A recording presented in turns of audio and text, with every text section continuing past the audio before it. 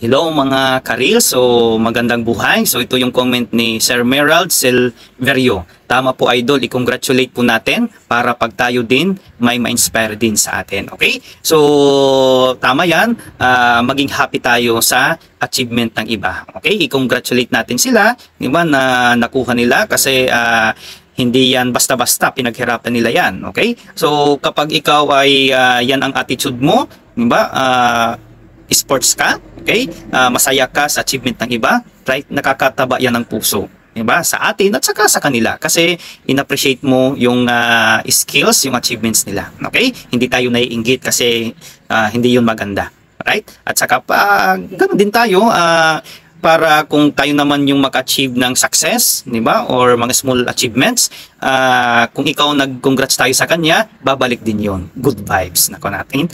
Power, positive vibes, right? So, tuloy-tuloy lang tayo, di ba? Huwag tayong mainggit, right?